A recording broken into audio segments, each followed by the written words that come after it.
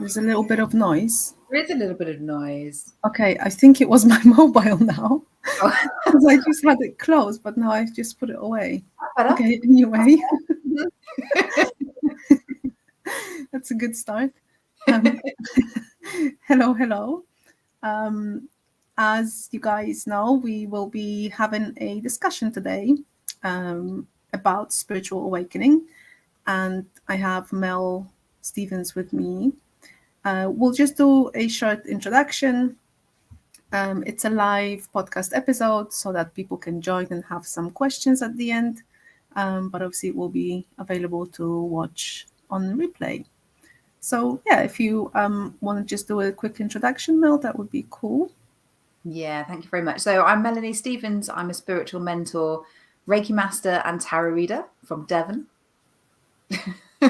Awesome. We have all of our links, by the way, available in the description of the video if you want to get in touch with any of us. And if you don't know me, I'm Kat Bazilko. I'm also based in UK. I'm a spiritual medium and healer, so I do mediumship readings, angel cards, and also healing sessions. And you can find the information on my website, which is also available in description.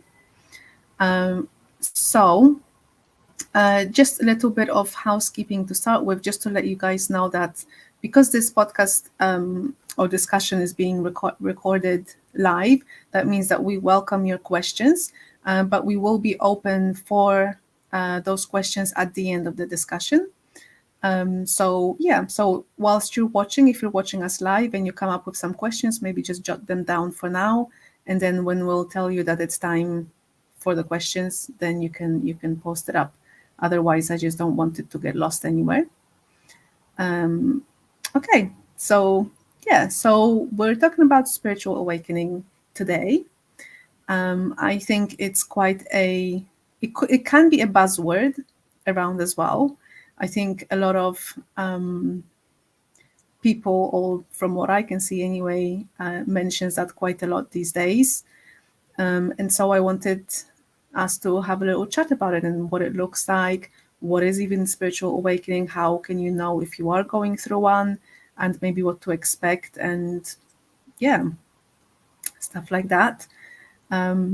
So maybe let's start. I don't know. Maybe let's start with what is spiritual awakening, Mel? What comes to your mind when someone asks you?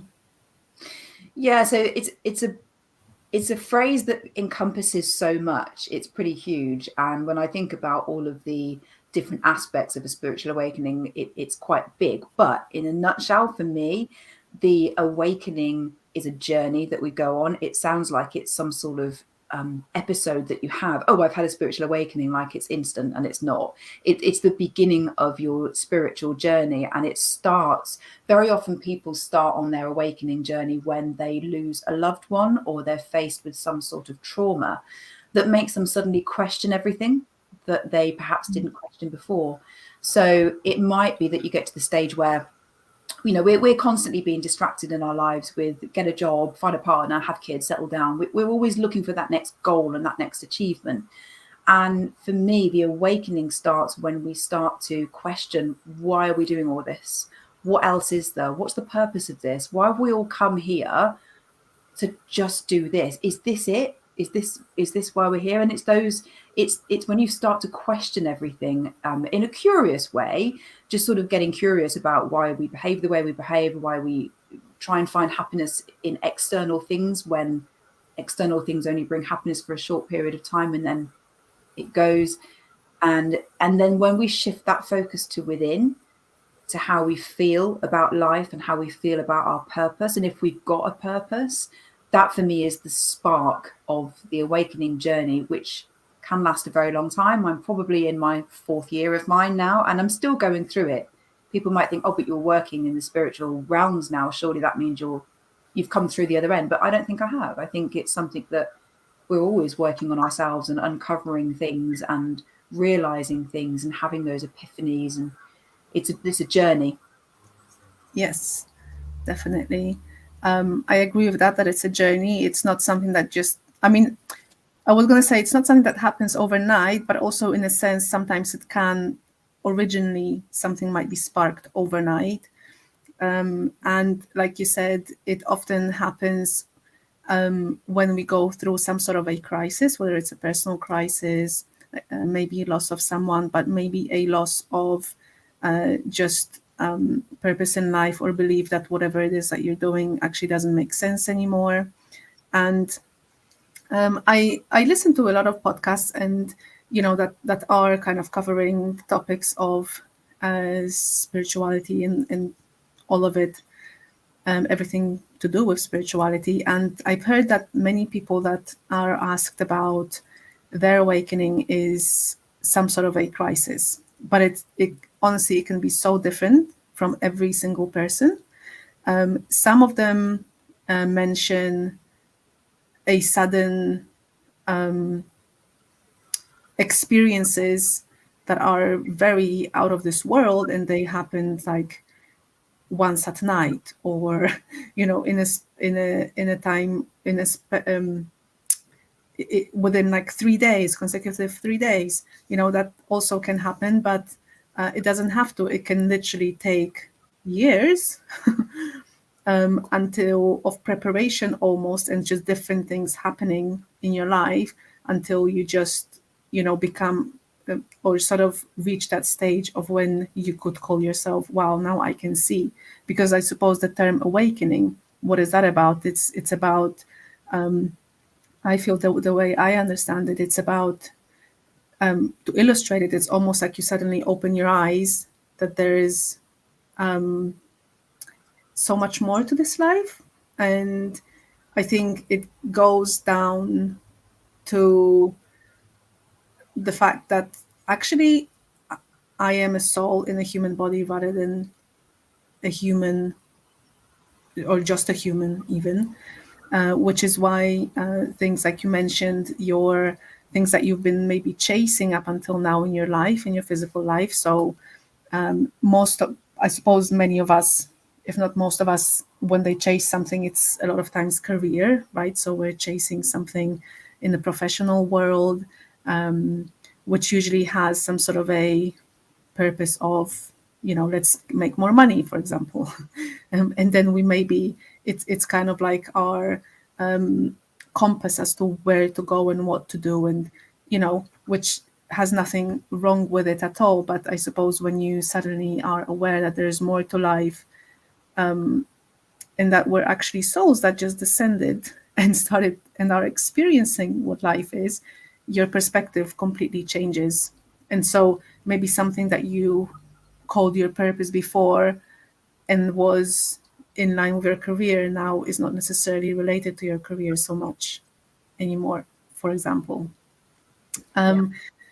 So I was wondering, maybe if you wanted, we could share a little bit of our own experience, or what it looked like for us. I can start if that's okay. Yeah, sure. So I had my awakening. Now I call it spiritual awakening. You see, it's not, also when it happens, it doesn't mean that oh, I'm going through spiritual awakening now. This is it. Like, no. It's it usually happens through a crisis. And I liked the comparison that someone made one day. I was listening to a podcast, and they mentioned being cracked open. Your heart cracks open. And that's definitely the experience I had, because up until that time, I was chasing definitely the external, I suppose, validation, in the sense of career. I was, chasing a career. I was thinking, oh, I have to be at this stage in my career by this age.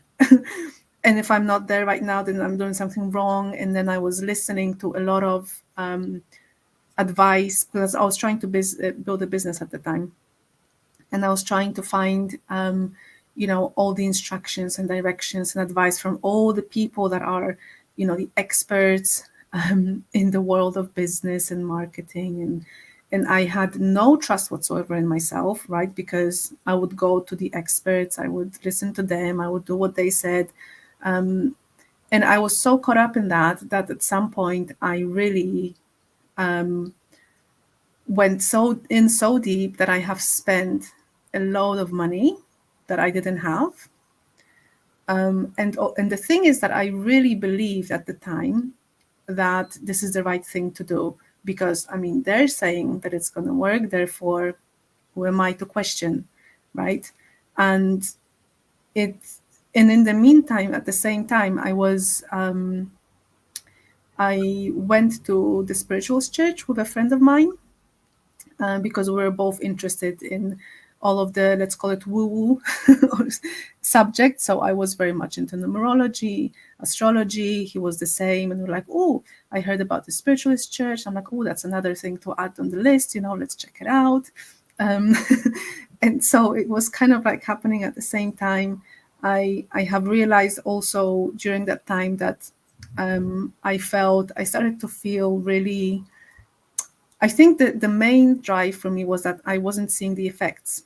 So I was listening, everyone's telling me, and I'm like, yes, I'm supposed to be doing this, and yet I'm not seeing any results. So I was getting really, really frustrated, and also very much disbelieving in myself and my own abilities, right? Which is hard. I think many of us can relate to that. You just feel disheartened at some point, and you might start asking questions, right? What is this for? Am I doing it right? Is there something wrong with me? Blah, blah, blah, blah. So I have sought the help of a hypnotherapist at the time. And although we had quite a few sessions, and there were a few things that we talked about, there is one thing that really stuck with me, and it was that I wasn't following my own guidance, and I kept listening to others.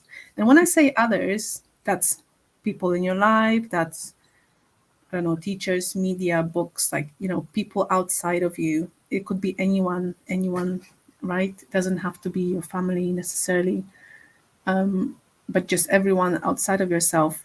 And so we kind of worked through it. And I think that was the main point within those sessions. And since then, when I opened my eyes and we went, hypnotherapy, if someone doesn't know what's hypnotherapy and is interested, I have done a podcast episode on that as well, which is available on YouTube channel. And so because hypnotherapy works on your subconscious level, we have, let's say, encoded or decoded my belief around not listening to myself, and so I kind of like started doing that. And once I started doing that, I realized, hang on a minute, I actually don't want to do what I'm doing right now, and yet I spent all of this money. And now I can talk about this now, but it was so painful at the time. Yeah. And I couldn't, it just literally broke me down, cracked me open. I literally had a nervous breakdown. And it was, like I said, because it was during the time when I was getting into mediumship and all these things. Luckily, once I got into that, during that really difficult time for me, that's when I started my healing journey as well, through the support of spirit and all the people that are involved within this world of spirituality. At this time, it was mainly mediumship. And yeah, and it just really opened my eyes. Whilst I was really hurting, I was also very like, wow, So it was a real emotional roller coaster for me personally. But yeah, only I suppose after a while is when I maybe realized or called it a spiritual awakening of any sorts. And like you say, it is a process. And the healing, I think also I just wanted to mention, to end my story, is that the main thing for me was the fact that you or I, at least I think, but I think it might be similar with others, I stopped listening to others so much and just trusted in what my own internal guidance. And I think that's the biggest maybe thing that happens when you go through awakening, because you realize actually your soul knows everything that you need to know, and it will guide you towards the places and people that you need in order to help you in your path. You don't have to, just rely on everyone. And of course, people will be there to help you, and you still need people's help. But it will be up to you as to who you listen to, regardless of what they say, regardless of how much, what's the word I'm looking for? How much they might try and push onto you that you really need them or you don't. You can really build up, and then you just build up your strength from inside out rather than the other way around, right? So that's that for me. If you wanted to share what it kind of looked like for you, then go ahead. Yeah, so with mine started in 2009, and similar to you, actually, I had a bit of a breakdown, and I think this is that trauma that makes you start to question everything. Where for me, it was unfulfillment in my career. Everything else was fine in my life, but I was really not. I just couldn't find anything that I enjoyed. I couldn't find anything that lit me up. And for me, career is so important. I'm really ambitious. So to sort of go from job to job and just feel like, oh, I'm not enjoying this, was really got me down. And I didn't want to ruin my CV. I didn't want to look like I was job hopping, but I couldn't find That's the same as me. Yeah. It's horrible at the time because you feel like a failure, and you're like, well, why are other people having a great career? Why am I not? What's wrong? The reason you feel so uncomfortable, that's your inner guidance system that you're talking about, telling you this isn't what you want to be doing. It has to feel uncomfortable, or we wouldn't seek to change it. But you do get to this stage where you're just like, you're in such a state with it. And I went to see a life coach who introduced me to the Sedona method, which is something I now incorporate in my work, in my meditations. And at first I thought it was a psychological tool to help you overcome anxiety and fear and stuff like that. And it is. But the inventor of the Sedona method had a spiritual awakening when he was told he was going to die. He had loads of different illnesses and issues. And his doctor, I think he had like 3 heart attacks or something. And his doctor said, he sent him home to die. Wow. This guy cured himself of all of these different illnesses and diseases that he had, and went on to live another 40 odd years. And he did that through what is now known as the Sedona method. So I started looking into his life and the purpose behind this fantastic tool that I use that really, really helped me get out of a rut. It helped me get into a better place to be able to make better decisions and then find my dream job. And he was a real inspiration, and it was his awakening that created this program that's still being used now by people all over the world.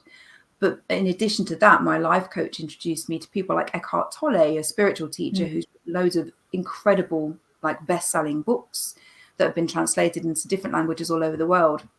So that started my journey of, oh, okay, what's this all about then? And why am I here? And I understood about our true nature and the power of presence and stillness. And I mean, Eckhart Tolle teaches you that you are not your thoughts, you're not your emotions, they're not who you really are. Your identity that you've been clinging on to your whole life, that you're a female and you do this job and you're this age, none of it is actually who you really are. And that can contribute to that breakdown because it's quite scary. That's known as an ego death. That's when you realize that all of these, your thoughts and everything that you always associated with who you really are, aren't you at all. You are the witness of those thoughts, and you are the witness of the emotions rising. And your story is just a story. It's a role we play when we come to Earth. And we've probably been to Earth many times and played many different roles.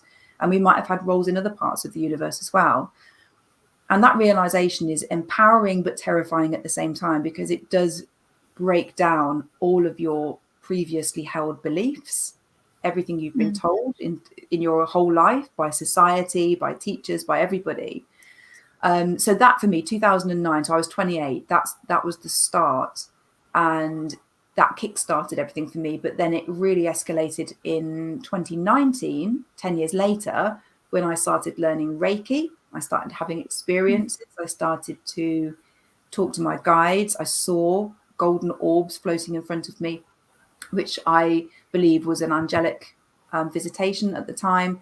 Things that defy logic, that you can't explain, that you're like, oh my God, what have I just witnessed? What was that? And again, it sparks that questioning of, well, what was that? Well, the only way you're going to get that answer is by going within and asking your soul that, like you say, has all the answers that you're looking for anyway.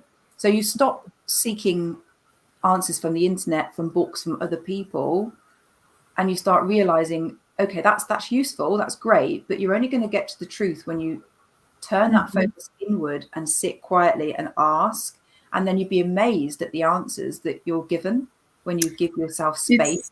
It's sort of like you now have your own internal filter to what information you take and you use, or what you don't, because it's not to say that others are wrong. We're wrong. That's the whole beauty of it. We're all different and unique, and we're meant to be that way.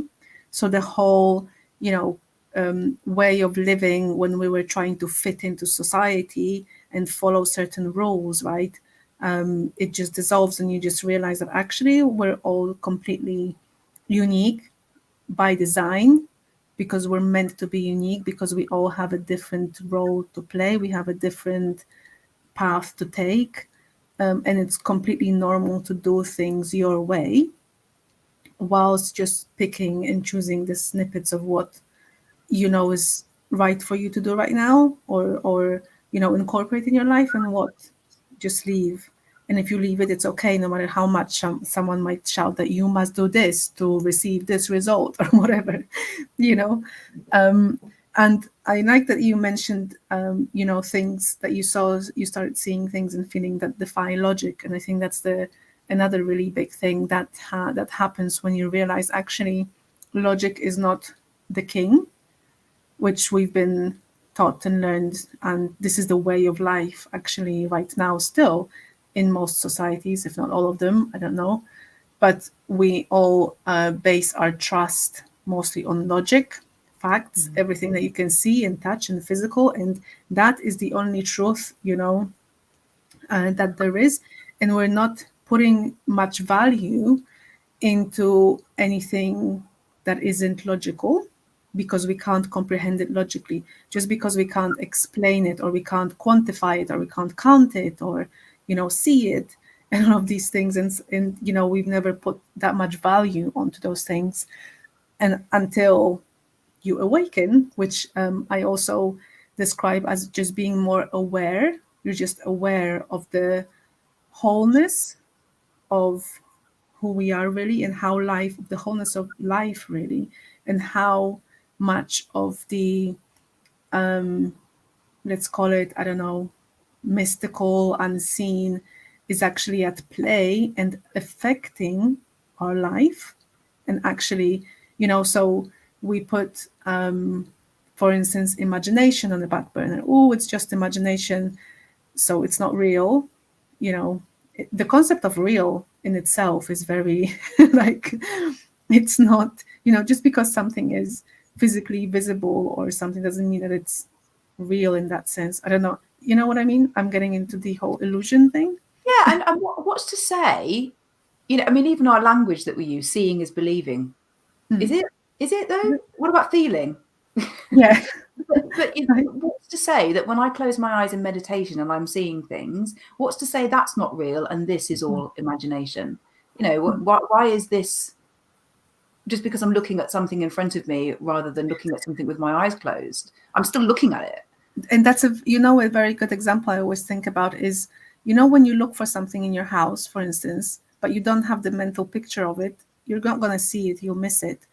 If you're distracted and you're looking, but if only until you actually know in your mind what is it that you're looking for, the picture, then you actually see it. Do you know what I'm talking about? It's like, and everything that was ever created in our physical reality was a thought first, right? But also, apart from that, like you said, the feelings, I mean, are they not real just because you can't see them? Well, obviously they're very real. Thoughts are very real, you know. Yeah, and then I suppose once we go through this whole expansion of our awareness, then we just realize how our thoughts even sometimes aren't us. The thought is just a tool in a way as well. It's just our brain is just a tool to keep information, communicate the information, store information, all kinds of stuff. But it's not, again, it's not the king, right? And so we kind of, going through this process, I personally definitely have put the thoughts away a lot, and I go by feeling and sensing and using all of the other faculties, let's say, that everyone has, but we just lost the trust in it because we've been taught that this doesn't matter, it's not relevant, it doesn't have value, you know. And the thing is, your inner compass, your intuition. For me, my intuition has never let me down, and it's never been wrong. My head has. Oh yeah. Frequently. So, when it comes to trusting, I don't always make decisions purely based on intuition. Very often I'll think about things because that's just how I'm, as a human, Yeah. I think about things, I weigh things up, I look at the pros and cons. If I'm struggling to make a decision based on logic, the only other option I've got is to go within. I either get my tarot cards out, or I just go within and just ask my guides, okay, I need some guidance here. And they communicate with me through thought. It's mind-to-mind communication. So even the thoughts that come into my head aren't always coming from me. Sometimes it's coming from my guides, but it appears as a thought. And when people say to me, well, how do you hear your spirit guides? They think I've got some different voice in my head. It's my voice. It's my voice. It sounds like a thought. It sounds like me having a thought, but I know it's not come from me, because it's either really obscure and random, and then it makes sense later, and I just think that can't have come from me, or it just sounds different. It's different wording to how I would use, but it sounds like it comes through in my voice. Yeah, and I think probably many of us experience it, but we just don't know. I always say probably and many because like I can't possibly know what other people's experiences are, but the way I understand it, because we all have a soul, we all have that ability. It's just a matter of how much we listen to it or not, and pay attention to it. Because I, for instance, remember that I always had a very strong knowing about things, but I never trusted it before. I didn't know what it was. I mean, I didn't know. I didn't really think about it. The thing is that I would have a knowing about something, and yet my mind would be trying to explain it and think, oh, but really, do you really know? I mean, do you actually have an example of this and that to say that this is how it's going to be, or this is what it's about, And I would talk myself out of it, and just not follow it and that's how I suppose my distrust in myself has been perpetuated, because I just kept whatever I felt about something in a certain way. I would think, well, I don't actually know that, do I? About a certain person, for example. They didn't say anything to give me that idea. I haven't seen them do this and that. So how do I know? Right? Because I was, just constantly questioning everything. Yeah, we try and logicalize everything, and sometimes you just know, and it is a thing. It's claircognizance. When we've got clairvoyance, we've got clairaudience, clairsentience, all of these things where you see things, hear things, feel things that aren't tangible. So it's in meditation, or we just have a thought come into our heads, or a word comes up, and we just know the answer to something, and we don't know how we know. But that claircognizance is something that I have as well. Sometimes I just know something. It's not come from a feeling. It's not come from somebody saying something to me, or hearing a thought. It's just a knowing about something. And it's just when you feel really comfortable with something and you trust it implicitly, and yet you don't know why. And I think after a while, you just stop questioning it and go with the flow, because it's exciting then. Whereas it's very easy in the Yeah. first stages for our human brain to be like, but how? But how? Why do I know that? Nah, I'm making it up.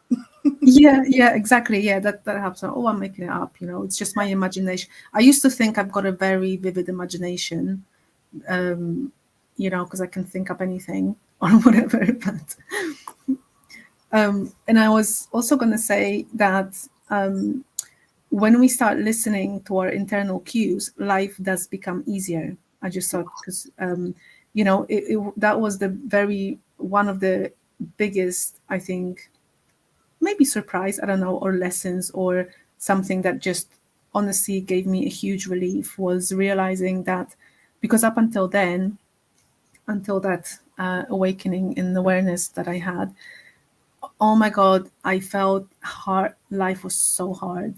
And I was young, like I'm 35 now. And it was, around my 30s as well that happened. Saturn return, probably, for those into astrology. But um, I honestly, I even remember I was talking with a friend of mine when I reached 30, and I started telling her, like, do you know what? I just feel so tired with life, just with life. I'm just so tired. I feel like I've been pushing and just trying and giving my best, everywhere, trying to push. Like I said, at the time, I was trying to build the business while still working a job, but I was building a separate business, which I felt, or I thought more like, was the right choice for me. And I also had the idea that, once I start something, I better finish it. I'm not just going to leave it after 2 years or whatever, even if it becomes difficult. Because one of the things that I was being told was that when it becomes difficult, it means that it's worth it or something. I don't know. Anyway, all of these things. I was just exhausted. I was just exhausted. I was young and I had enough. And when I went through this whole transition and healing, and I learned, actually, whenever life is, when something is just so hard, and you just, no matter how much you try and you push and you try and you push, and it's just not happening, it's probably because it's not something you're meant to be doing. It's not actually what your heart is trying to, to experience in this life. You've come here with different strengths, abilities, whatever. Your path is meant to be a little bit different. So it's almost like trying to tell you, your whole body, your whole being is trying to tell you, stop, stop doing it. And I remember at the time I got my first card deck, Oracle card deck, the Wisdom of Oracle by Colette Baron Reed. And it was when I started asking myself, do I really want to continue with this business? It was personal trading at the time. And I internally, like, there was a very, like, a tiny voice there saying, leave it. But I was like, but my mind was like, no, I mean, I've invested so much money, invested so much time. I'm not going to be, a failure. I'm not going to be just, discarding it now after I've put all of this energy into it, like, like as if that's what you're meant to be doing in life. Like, you just keep going no matter how tired you are. So I was like, no, I will not. But then I got the cards, and so I asked the question, and the cards popped out for those who have the deck, time to go. I was like, oh, do you know what? Because by then I already understood the power of using the cards and listening to myself and how I feel about things.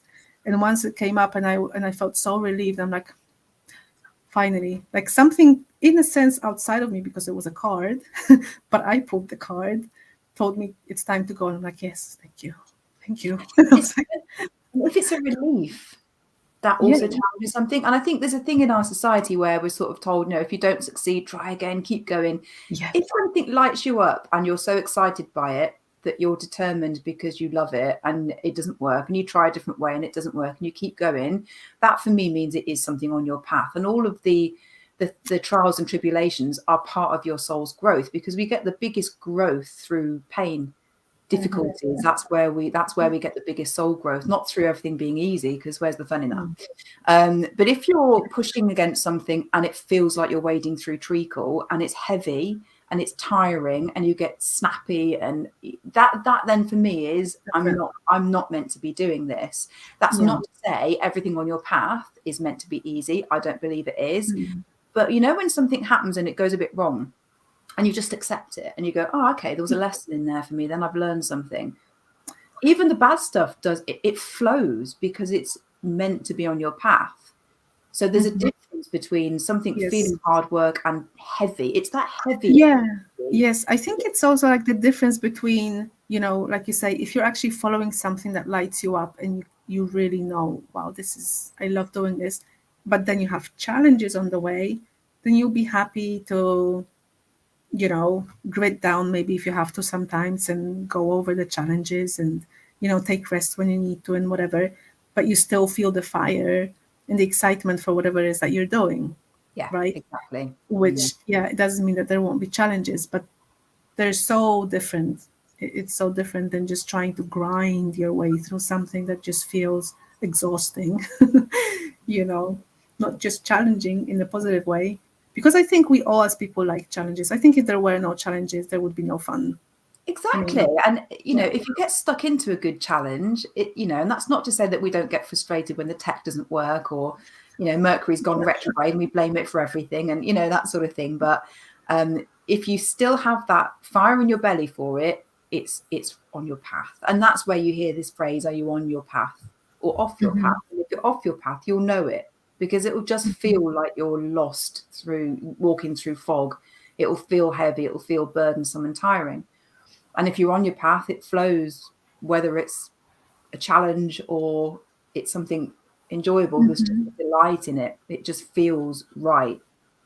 And it's tuning in, yeah, isn't it? Just tuning into your body is the best divination tool. We can use pendulums, we can use the tarot, and they're brilliant, but our bodies will always tell us if we're on path or not. We only have to tune into it, and we ignore it and we carry on and we just think, oh, I'm just that's tired, I'll it. just drink some caffeine or I'll just do Yeah. something Oh, else. that's such a big point to make when you do go through a spiritual awakening and you suddenly realize and reconnect with your body and how intelligent it is, and sentient. Like obviously you're a sentient being as a human, but your body in itself, without you using your brain, knows so much more than we give it credit for.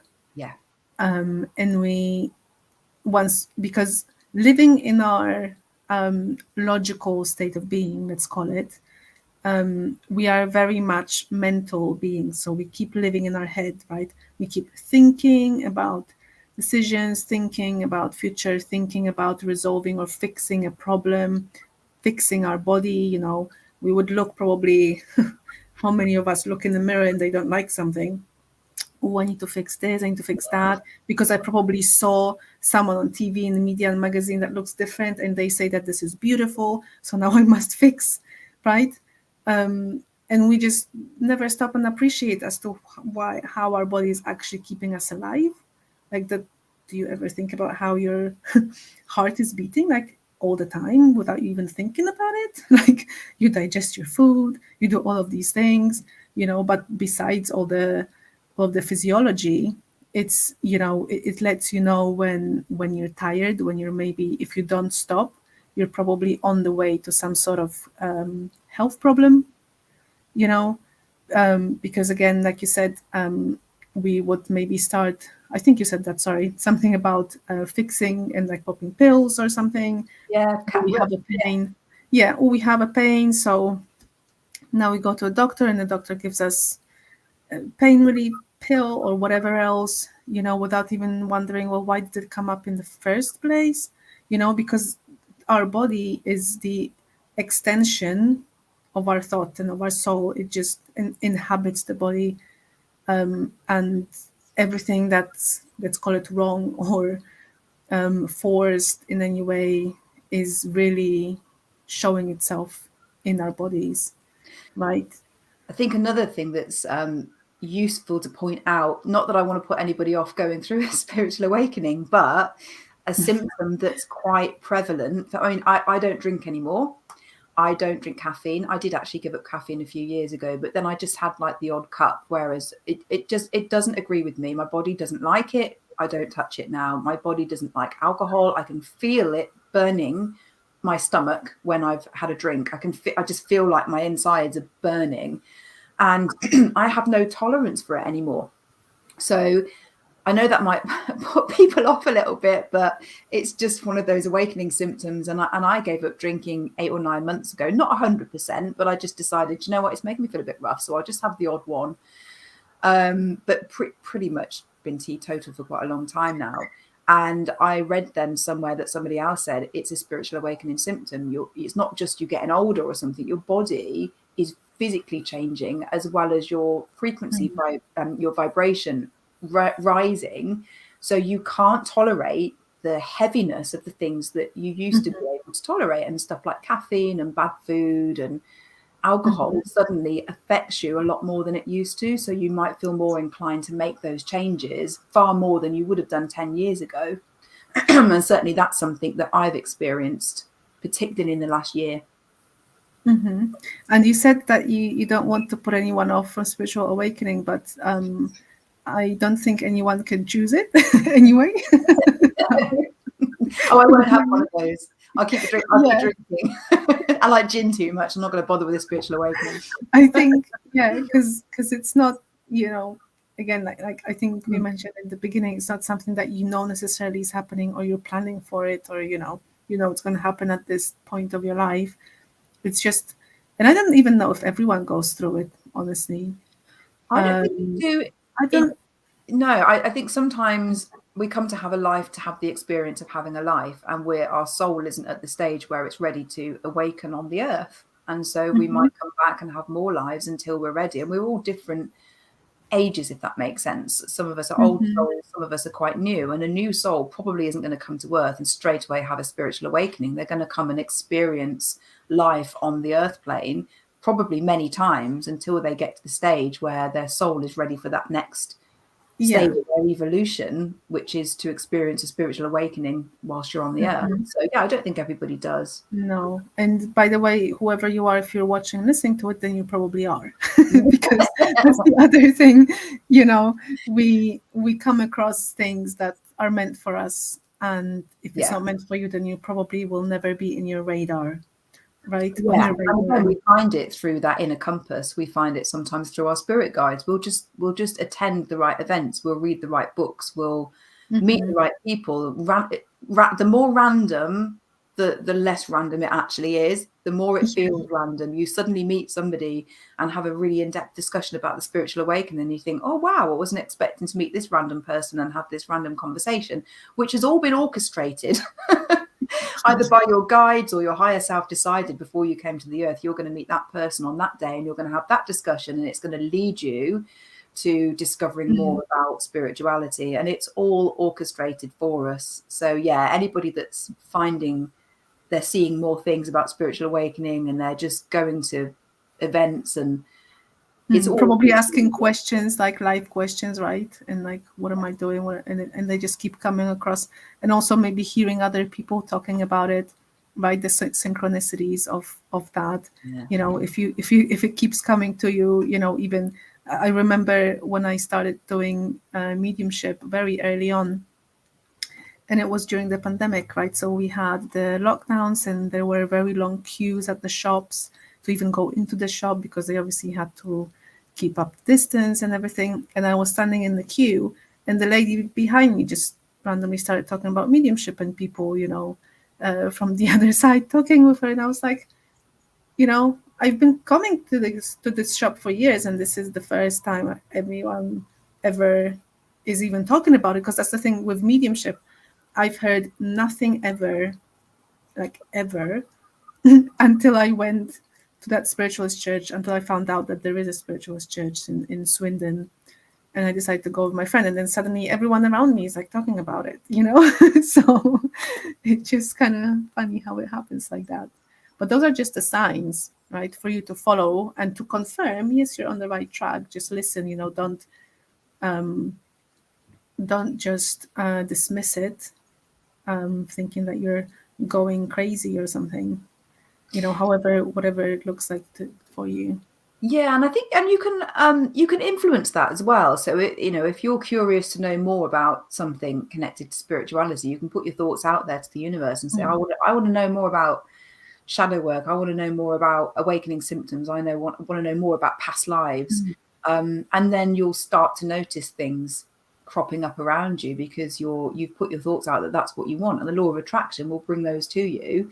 As much as you've also got you're going to meet certain people who you're always destined to meet. And I believe that's when we get that sort of deja vu feeling, when we meet somebody and we've never met them before, but we feel like we've known them for a lifetime.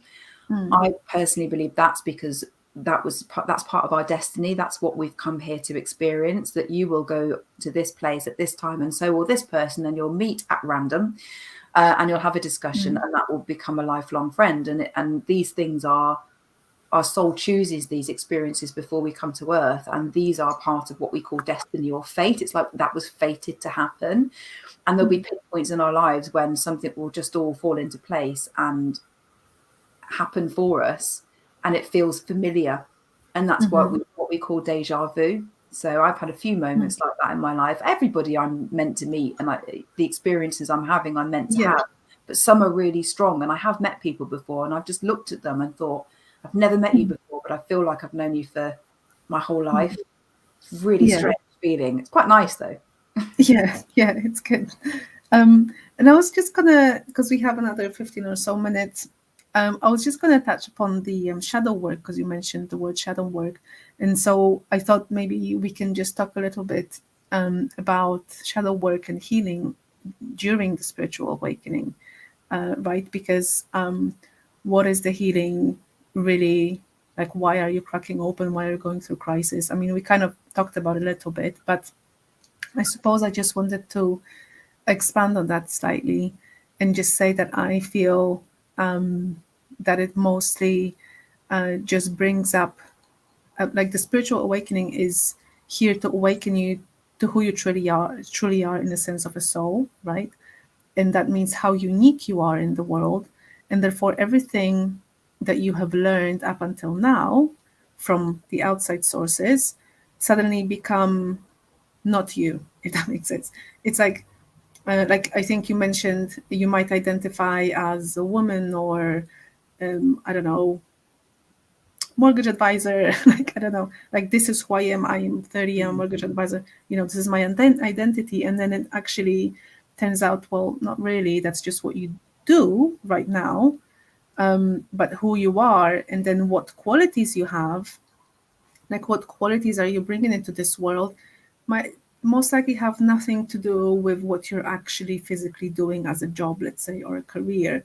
This is just maybe how you're bringing through those qualities. So maybe, for instance, you now find out that, oh, actually I am, maybe people used to call me hysterical, but actually I'm just very emotional because I feel deeply. And this is not a bad thing. Now I can see this is just who I am. My soul has come here to express my emotionality, or whatever, my big heart, or, however you want to call it.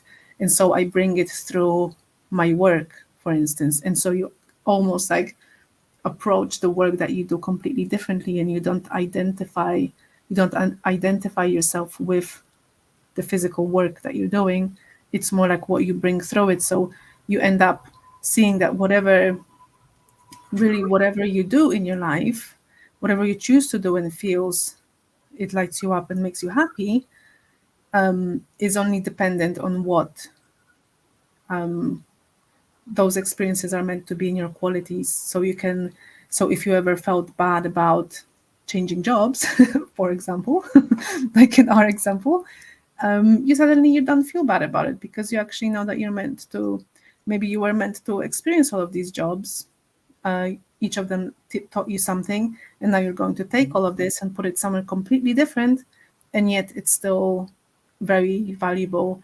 And even though on paper you might look like someone who just can't stick to a job, for instance, you've actually taken out so much wisdom because you've grown as a person, and that doesn't define you in a sense.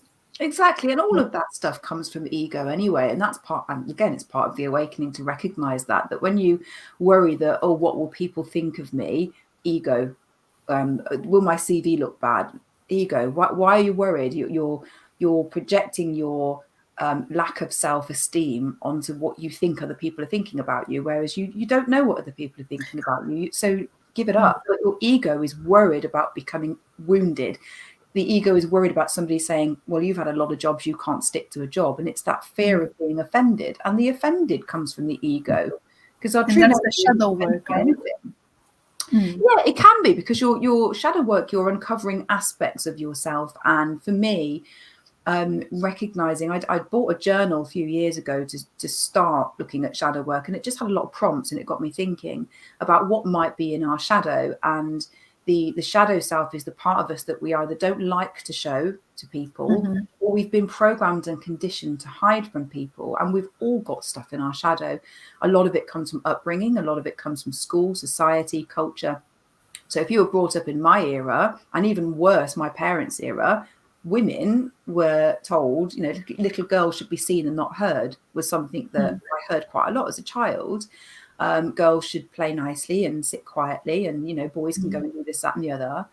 So there's probably a lot of women now who've got a real adventurous side, who wanted to climb trees as a child and be brave and be loud and crazy, who were told, oh, no, you've got to sit and be quiet and behave. And not just girls, you know, a lot of children are told, don't be irritating to people, don't run around screaming, don't have a strop, don't have a tantrum, I'll put you on the naughty step, you've got to learn to control your emotions. So we've all got this wounded child inside us that wanted to express anger, wanted to have a tantrum, wanted to climb a tree and do all these things, but we were told not to. So that element of our personality gets pushed down into the shadow and stays there, because we grow up then thinking that that's not acceptable, it's not likable, people don't like it. Kids at school might be told that they're bossy if they're telling the other kids what to do. Well, maybe that's a leadership quality that started to arise, but the teacher said, don't be bossy, no one likes people being bossy, or don't brag, no one likes to show off, don't show off about things. So this confident leadership ability is then squashed by other people's programming and conditioning, and we push it down into the shadow, and it stays there. And then as an adult, we struggle with leadership, we struggle with direction, we struggle to delegate, because all of those natural parts of our character were pushed down and repressed as children. And then when we get older, we find it difficult to drag them back out. So shadow work is about finding what's in your shadow, bringing it into the light, and integrating it into your personality, so that you're not hiding or feeling ashamed of any parts of you that are natural. And, you know, I have loads of tantrums now. I love it. Yeah, good. Yeah, and it boils down a lot to our emotionality being squashed, right? Because for a long time, anything to do with emotions was just bad, right? Even, you know, whether you're a girl or a boy. I mean, a girl probably had the allowance, let's say, was allowed to cry because girls are emotional, like in a derogatory way. Whereas boys, if they cry, oh, they're like a girl, you know. And it's like, whereas emotions are such a huge part of just being human, and yet we squash it down, we hide it, we become ashamed of it, we become, others shame us for all different kinds of things. And that's now, you know, spreads across all sorts of topics, you know, education, sexuality, religion, beliefs, like everything. Basically, there's just so much going on that we grow into these, or let's say we grow these little monsters within us that are just, you know, monsters as in fear, shame, guilt, you know, feeling unworthy, not good enough. And those can be really painful. You know, that's what the shadow work is. You dig in, you really dig in into all of this and try and, you know, bring it up to light, because unless it's brought up to light, it can't be healed. And it can be very, very uncomfortable. But also it's very, very liberating and healing. Yeah. And I think this is why, and very much so in our society as well, in the UK, you know, we are quite reserved. And I think many of us struggle with confrontation. We don't like confrontation. It's uncomfortable. uncomfortable because we were shamed when we were stroppy as children. Mm-hmm. And teachers, parents, other kids, nobody wants people to be kicking off and shouting and screaming, so you get shamed or stared at, so you learn to suppress all of that. So there's probably a lot of people who struggle with repressed anger, which can materialize as health problems, physical health problems, as well as mental health problems. It can come out as pain. It can come out in all sorts of ways.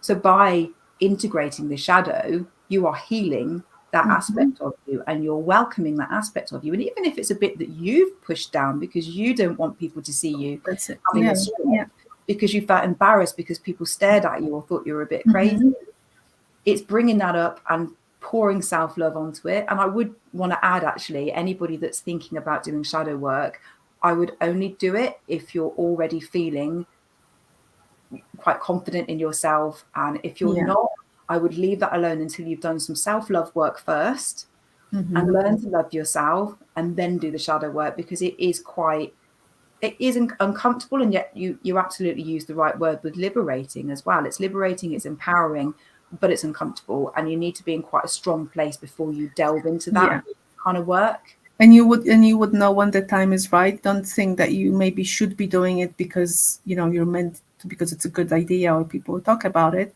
You will know. Again, that's when we go back to our own internal compass. Do you feel like you're ready and it's the right time? If it isn't, then just don't do it, because things, again, in that sense, life becomes easier, is that you can tell when the time is right and when it isn't, regardless of other people's time scales, for instance, or the world's time scale, right? You don't worry about that because you know that it doesn't matter. So yeah, good. Well, I think we've chatted for long enough. If there are any topics, that you guys listening to it would like us to pick up on a little bit more, maybe another time, then let us know, because there's a lot that we covered. But I'm not sure if anyone is watching live right now. I'm not seeing that at this very second, because I could see some people before, but right now I'm not sure if there is anyone. But if there is anyone with questions, then please let us know. And if not, then questions after the recording are also fine. And I think, whether we record another episode or do like a Q&A session, if there were many, I don't know, whatever, it's fine. Yeah. I suppose if we get lots of questions, it might be easier to do another live and answer and go through the questions one by one. But if it's one or two, if people do miss the live and they put it in the comments section of the video on YouTube, and then or in your group, then we can pick it up. We can pick them up afterwards. But if there is a lot, then it might be easier to do another live to answer the questions. It's a big issue. It's a big topic. It's for a very discussion. big topic, yes. And if, because Mel, you'll be sharing it on your site, so obviously commenting on your channel and your Facebook page is also fine. Yeah, cool. But I really enjoyed it. I think it's a very important topic, and one that definitely it's good to hear others talk about it, because it might make our experience a little bit easier, because it can be hard, but also it's really great. So it's like, oh my gosh, I'm going through this pain, but it's also so great because I'm learning all these things and discovering things about myself, and I'm actually healing and empowering, right? It's a very experience that definitely leads to empowerment, most of all.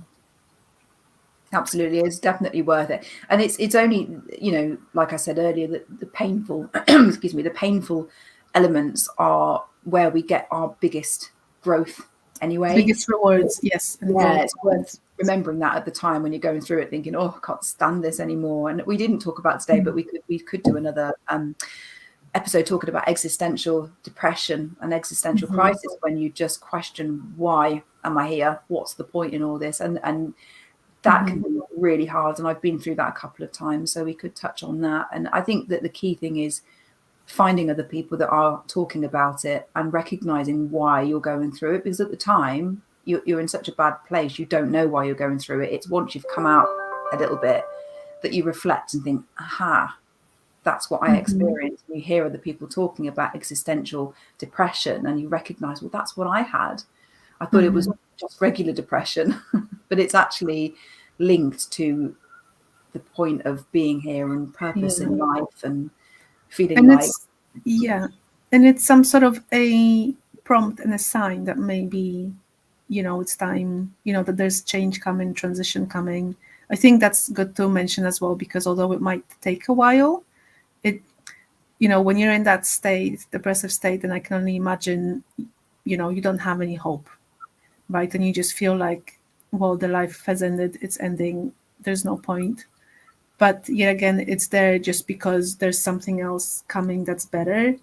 It's just it's a transition period, and most of all, just take care of yourself at the time, and don't beat yourself up, and don't push yourself, or if anyone's trying to push you to, do things, I don't know, whatever that may be, it's probably just a prompt for you to take things easy, actually, and just slow down and look after yourself.